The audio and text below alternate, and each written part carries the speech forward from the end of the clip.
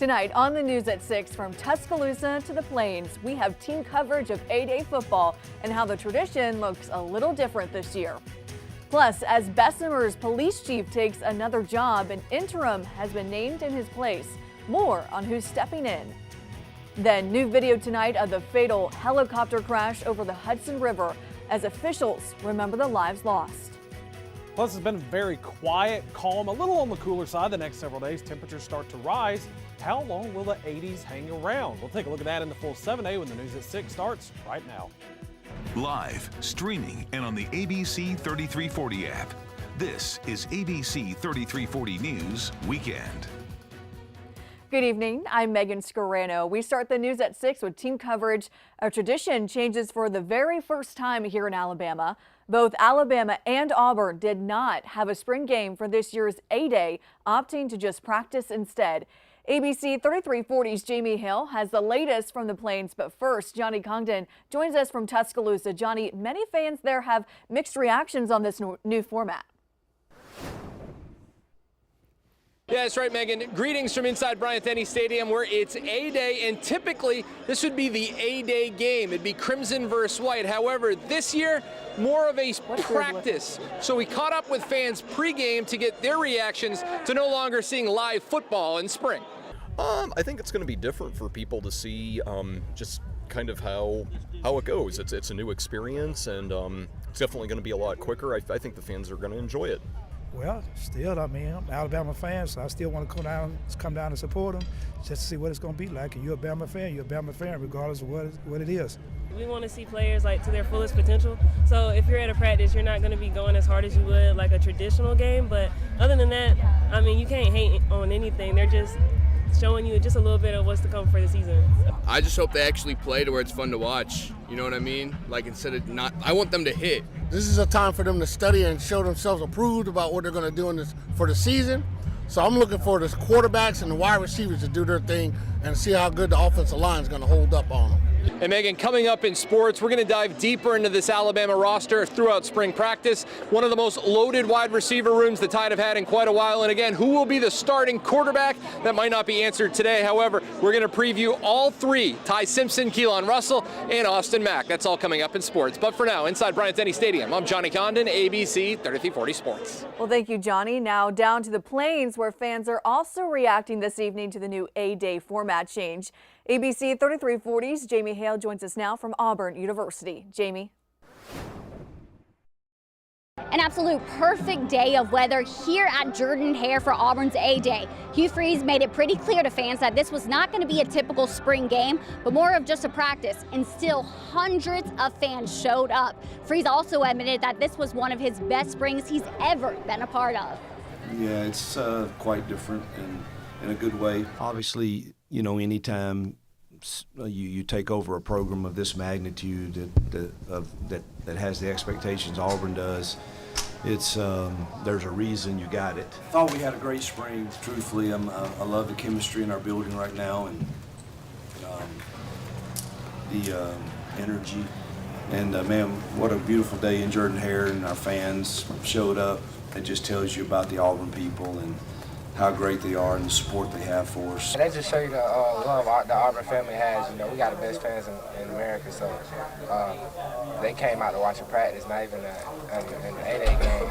So that just shows you how much love and how much weight the AU holds. And coming up later in sports, we're going to talk about the story of the spring here at Auburn, which is the quarterback competition between two guys, Jackson Arnold and freshman Deuce Knight. We'll have that coming up in sports. In Auburn, Jamie Hale, ABC 3340 Sports. And speaking of spring and football, the Birmingham Stallions made their season debut at Protective Stadium. More than 10,000 fans came out to see the three-time league champions. And for many like William Burton, the Stallions are their team. I love my Stallions. They're my team. You know, I didn't go to either one, Alabama or Auburn or UAB, so I call this my team. A little bit of nostalgia there. I was around in the original USFL in the mid-'80s and went to those games, a lot younger then, but and I just think, you know, if Birmingham's going to have a pro team, I need to support it. And the Stallions won 10-9. Their next home game is April 25th. Also in Birmingham, the Negro Southern League Museum hosted Jackie Robinson Day 2025 at Regents Field. This year's theme, Breaking Barriers and Honoring Heroes. It celebrates the past, present, and future of baseball in America. And baseball fans got the chance to enjoy live music, poetry, line dancing, and food. I know Jackie, he broke a lot of barrels besides just baseball. And the man changed a lot of things in sports besides just playing baseball between, on the diamond. The day even featured a baseball skills clinic led by Birmingham's own Papa Jackson, who is a World Series winning coach. Well, sunshine is in full supply across Alabama today with clear blue skies, but tonight some parts of our area could see a cool down before we warm back up tomorrow afternoon. Meteorologist Riley Blackwell joins us now. Riley, it was a great day to be outside. Oh, absolutely perfect. Not much to complain about unless you're a fan of warmer weather, because temperatures were below average. We have winds blowing in from the north after that front. That brought some rain just the other day, but now we're nice, calm, a little bit on the cooler side. Temperatures mainly in the 60s. We have 63 Birmingham, 61 up in Coleman, 62 Gadsden, 64 in Anniston, 65 down in Clanton, 71 Centerville, 69 in Utah, and 68 out in Tuscaloosa. Now, it feels so nice outside because dew points are so low. We're only talking about middle 30s for dew points. So overall, it feels very nice, calm, and dry. Temperatures, though, will continue to climb as we get to Monday, where a lot of us could be in the 80s. But how long will that 80s last? We'll take a look at that and the full 7-day haul coming up. It was a beautiful spring day for an egg drop. The R.E.S.P.E.C.T organization dropped about 10,000 eggs for children at Legion Field in Birmingham, and each of the eggs had candy, prizes, or even some money. There was also games and giveaways at the event. In Irondale, some young entrepreneurs are making some big sales. Young business owners sold their creations at Shades Valley High School. This is Rebecca Howard's 4th year selling her jewelry at the event, and she credits it for giving her a passion for entrepreneurship. I started making bracelets for fun during COVID. Me and my sister were super bored, but we started giving them to friends and stuff. We just had so many, and we realized this could be something. So my first time selling products was at this first event, and so it's meant a lot, and now I have this amazing setup and so many more products, and this has been kind of like the soundboard and bouncing board for all of my product development. The event was hosted by the City of Irondale. New overnight, a house and several cars are destroyed after a devastating fire. Northport Fire and Rescue responded to the flames around 3 this morning. Take a look at this photo. You can just see how intense this fire was. No one was injured. The cause of the fire is still under investigation. The city of Tuscaloosa wants to build a brand new fire station on the west side, a project city leaders say could save lives. Tuscaloosa's fire chief says most emergency calls come from the south side of the railroad tracks, but the nearest fire station is on the north side. Having a fire station on the south side of the tracks between Station 1 and 7 will help facilitate and provide a lot better care and rapid response to those citizens that live in that area south of the railroad tracks. But questions remain over how this new fire station will be paid.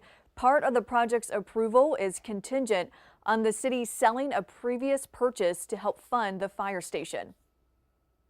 The Bessemer Police Department has named an interim police chief as Chief Mike Wood becomes the chief of the Helena Police Department.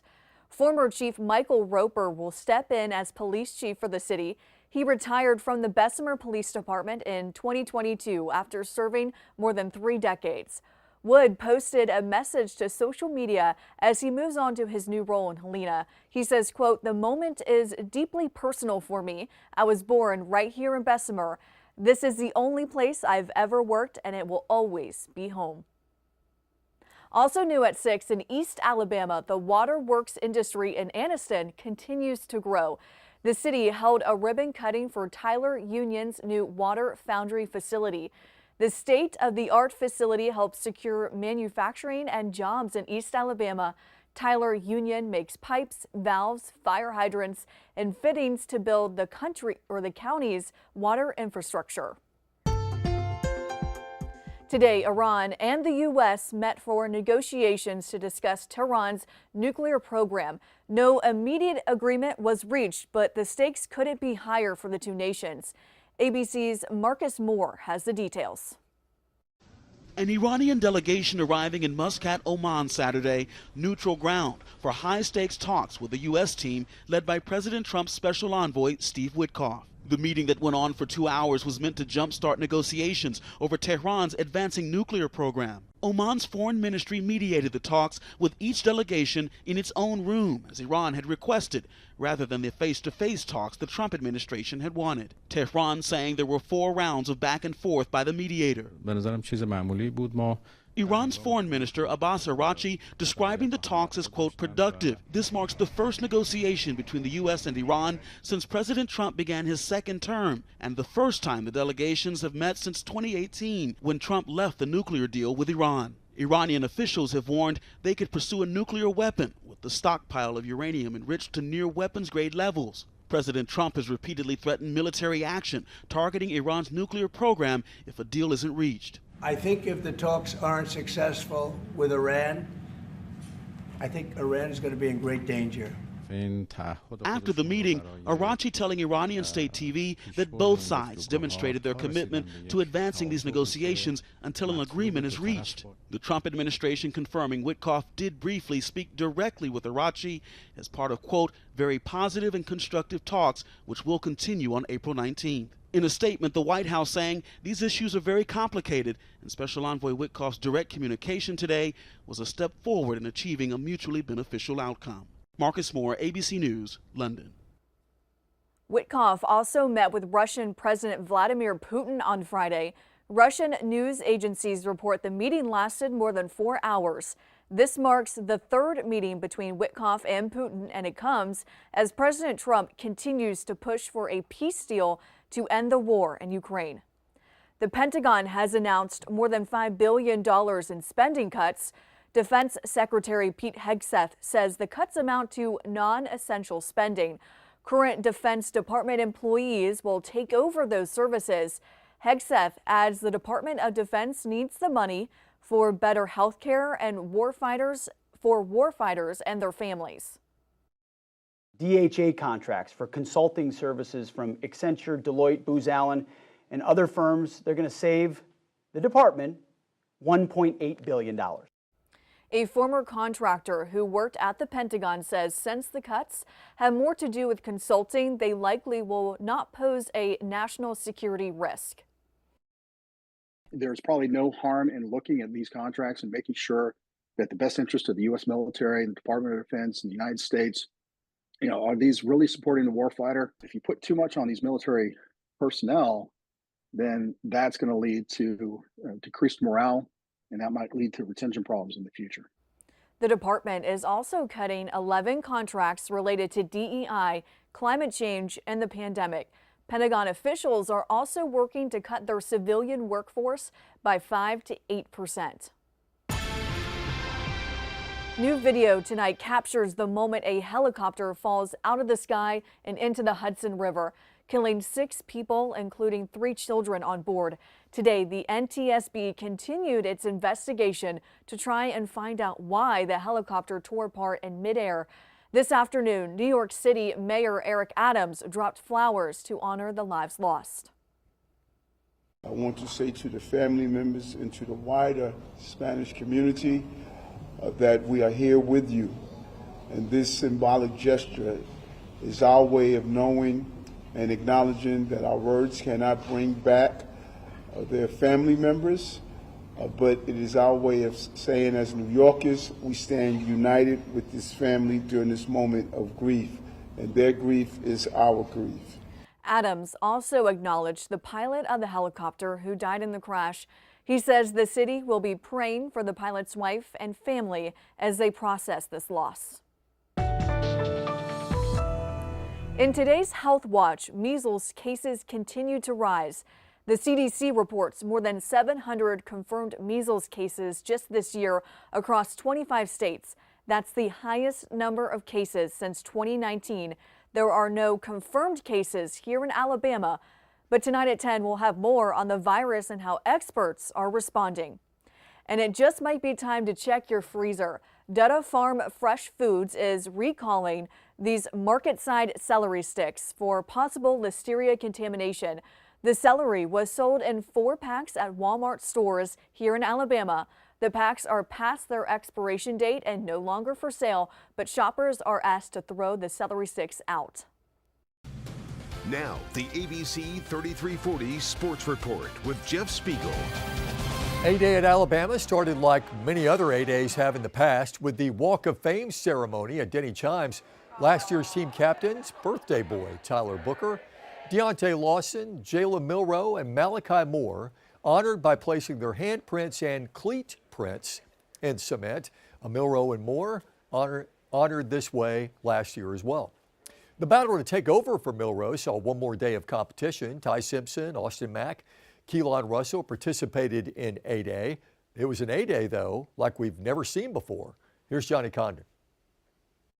Yeah, that's right, Jeff. Welcome inside Bryant-Denny Stadium for the annual A-Day game, which was anything but traditional. In fact, it wasn't even a game. It was a practice, and members of the media and fans were welcome to attend. However, despite no real game action, there were plenty of takeaways, and we'll start with the quarterbacks. This afternoon, Simpson took the bulk of the first-team reps with Mack and Russell rotating in.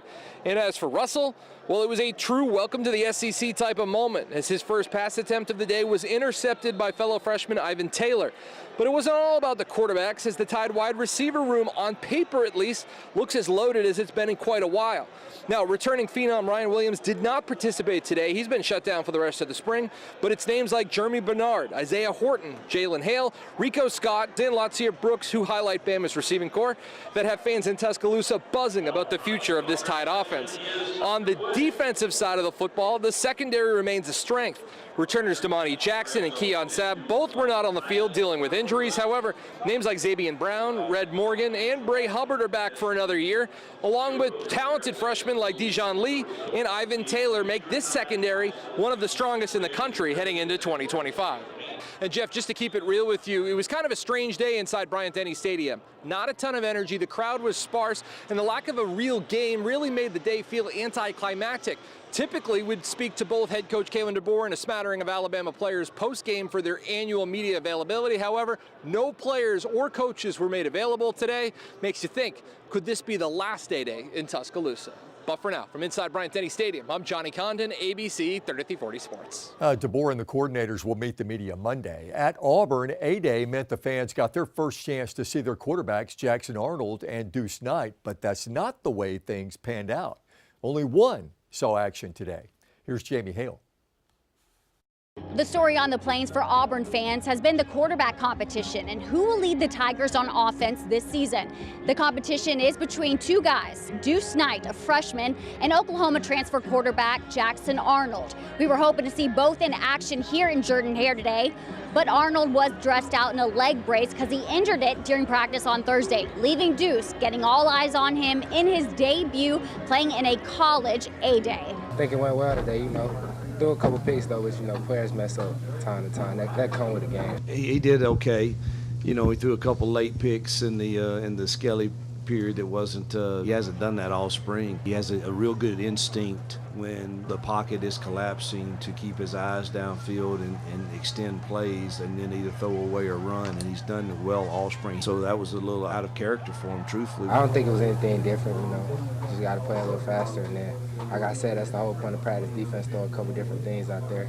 Then we just got guys on the other side, so if the defense not doing anything in practice, like, there's something wrong, so I would want them to be playing good ball. We got guys everywhere. That's the great thing about him. After every play, man, he's giving you feedback. Thought he managed it pretty well. He was making some of the calls that we need down in the red zone. I thought it was a solid day for him. Nothing like that experience for him to help prepare him for the fall. As far as an injury update on Jackson, Free says he's feeling fine. He just did not need a run today and be at risk. He needs to be ready to go when that time comes. Free says he loves the way he's poised in the pocket with his eyes downfield. Freeze also said he's excited and optimistic, not just for Arnold, but for Knight as well. So the quarterback competition will continue these next few months. From Auburn, I'm Jamie Hale. Speaking of quarterbacks, Tennessee and Nico Iamaleava have parted ways. NIL is the reason. He wanted $4 million this season, which is what Carson Beck is getting at Miami. Nico was slated to make $2.4 million. And that's where we are in college football now. Holdouts and walkouts. That's a lot of people talking about that I'm today. like on my toes Yeah. after these reports today. Well, They were good. I mean, money. You know, we had 8A on the football field in the weather world. It was an A+ day. Yes, Go it ahead and was. add a little corny joke in there, but we're going to be just fine for the rest of the day today and also most of Sunday and partly into Monday. And the biggest story for the next several days is going to be the temperatures. So looking regionally, we have 47 in Hunt. I actually don't think this is updated because at last check, we were in the 60s in Birmingham. But the biggest thing for us, we are expecting below average temperatures at least for the next week once we get past Monday, because Monday likely going to be in the 80s. But after that, temperatures will take a little bit of a hit. So for tomorrow, this map is plotted at 72 degrees or below. If the colors don't show up, it's above 72 degrees. So tomorrow afternoon, especially southwest Alabama, likely going to exceed that mark. But most of us in the eastern and northeastern corners of the state likely going to hang out in the low 70s, upper 60s, especially further off to the north. Relatively calm and comfortable Monday morning, but by Monday afternoon, really widespread deep south, likely going to be hovering in that upper 70s and lower 80-degree range. But no chance of rain, no chance of thunderstorms. But then we're going to have a cold front moving here. And this is more reminiscent of an October-style front that doesn't have a lot of moisture with it. So we're not expecting an extremely high rain chance, but it will knock our temperatures back down Tuesday morning, waking up still in the upper 40s, lower 50s. But by Tuesday afternoon, from Montgomery all the way to the north, some places might even struggle to get out of the upper 60s. So get a little taste of spring, and then it's almost like a late winter or late fall. Temperatures come right back to the forecast. And looking ahead to the end of next week, we do have a chance of showers. Right now it's not looking very promising. Timing has already gone back and forth. But looking ahead to Saturday morning, mostly calm, clouds overhead. By Saturday afternoon, we do have the chance for some showers. Right now, we're not too concerned about the chance of thunderstorms, but of course that could change. And this is likely going to impact mainly the northern portions of the state, because the southern portions of the state, a little bit calmer, a little bit drier. That system not really going to reach down that far. And even the models are picking up on that. About as far south as Chilton County, about 1/100th of an inch, and that'll span all the way to the extreme northern portions of the state. But overnight tonight, still on the cooler side. A lot of us likely going to be in the middle to upper 30s further north, lower 40s further down to the south, but overall still should feel just fine. But then tomorrow, most of us in the middle 70s with sunshine, low to middle 80s on Monday with a good bit of sunshine. Then that dry front moves through here Monday night into Tuesday. That'll drop us down into the upper 60s, low 70s. But by the end of the week, 80s will be back in the forecast. So fan of warmer weather, not far away. This week looks good to me. Well, you can scan the QR code right here on your screen to get access to the ABC 3340 weather app. The app gives you access to live radar, James's weather blog, and the 7-day forecast. Should the 10 Commandments be posted in public education classrooms tonight on ABC 3340 News at 10? Aaron Wise has more from Alabama lawmakers on the battle at the State House to see the religious texts displayed. We have just one more thing before we go tonight. We have a possum event to share with you happening in Shelby County. Tomorrow, the city of Pelham will host its Paws in the Park event. At City Park from about 2 to 5, you can expect adorable dogs, bounce houses, face painting, and so much more. All right, that's a big promise. I can't wait to see the dogs. Keep the dogs out of the